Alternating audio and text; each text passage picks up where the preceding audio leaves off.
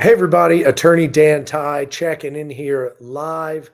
We are at Thanksgiving week and we are certainly weeks out. I probably should have checked before I jumped on how far we are out from Hurricanes Helene and Hurricane Milton here in Florida, and also up in Georgia, where they felt severe effects. So we wanted to jump in and what happens is throughout this claims process, if you follow my videos, if you are, experienced in insurance claims handling, you're going to want to follow a good process. We use the Tiger system, again, developed over hundreds of millions of dollars recovered, years and years of practice. And that's a very systematized process that's going to, get you through this claim process on time with accountability, and have clarity and understanding through this process. So, reason I bring that up is if you are running that process, you should be into your negotiation stage by now, assuming that you've filed your claim promptly, completed your investigation, presented your loss in your presentation stage. Now you should be in that third stage, which is your negotiations. So at this point, you should know what you believe you're owed. So that's the first thing I talk to people about, and I have people reach out every single day, and they say, "Oh, I don't know if I need a lawyer, or I don't know what to do yet. Should I go this alone? Should I hire a roofer? Should I hire a public adjuster, or should I hire a law firm like you?" And I said, "Whoa! Before we even get to that point, how much are you owed by your insurance company? What was damaged? What's the cost to replace the damaged property?" And you'd be surprised how many people just look at you with blank eyes and they're stumped. They don't even know. So the question I always ask is, if you want to make a recovery for your insured loss, how much do they owe you? And if you don't know the answer to that question, you're still back in the investigation stage. Even if the insurance company's giving you estimates, it doesn't matter. If you don't know how much you need to recover, then how are you going to recover it, or a professional going to recover it for you? So that's why we use these systems and these processes. This is going to keep your process on track. This is going to keep, make sure things are organized, make sure that we can, we've iterated these repeatable processes. And every time we do this, we get a little better, right? We make some tweaks here and there, we improve some stuff. So that's how we do it. But back to the point of this is, it is Thanksgiving week. I hope everyone out there has a lot to be thankful for. I know this is a great week for me, my family. We all come together and, you think about all the blessings we have, even in tough circumstances, tough conditions. You try to reflect and have gratitude for those things that are good and those things that we do have, and, try to keep some good perspective, in the position that we all are in. Certainly, if you're watching this, you've got access to the internet, you've got someplace safe to be.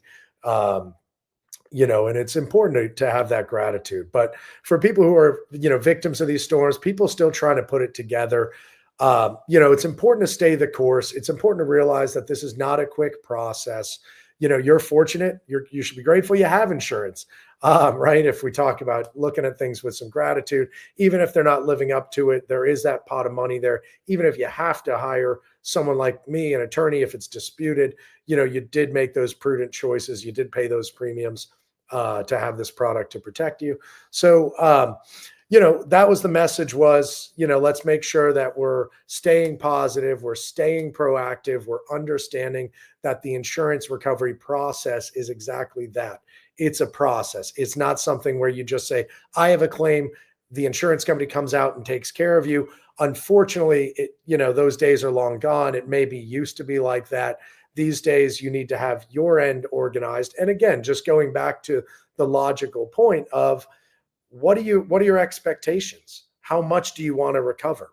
And you'd be shocked at the amount of people when we ask that question, they just kind of say, "Oh, I don't know." Well, how are you going to get where you're going if you don't know where you want to go? Or how do you know your process is on track if you don't know what the end result is that you want? So certainly in a lot of our condo association work, I always start with that question. I say, "Hey, how much are you guys owed?" And blank stares across the board is not unusual. Even if they might have like some roofing bids or some contractors, they, usually they don't know if they really trust these guys, whatever, or they trust the guys and that's just the roofing bid, right? What about some other damages? I see a lot of these roofing guys go out and hammer, thump their chest on the internet and they say, yeah, we got them so much money. Yeah, you got them so much money for your roofing job, so you made a lot of money. But did you recover all the money they were entitled to under that policy for all of their damages? Maybe not, because you didn't even look to do it. So either way, what we want to do generally in these conversations is we're talking about process. We're talking about looking at things holistically and moving through that process. So, we want to investigate our loss. We want to present it timely. We want to make sure we're filing proof of loss requirements if they're sent to you, or if they're you're in a state where that's important to do or gives you leverage. Certainly, we do that here in Florida. Um, and then you want to get into that negotiation stage. But in that negotiation stage, you do want to come at it knowing how much you truly believe you're owed.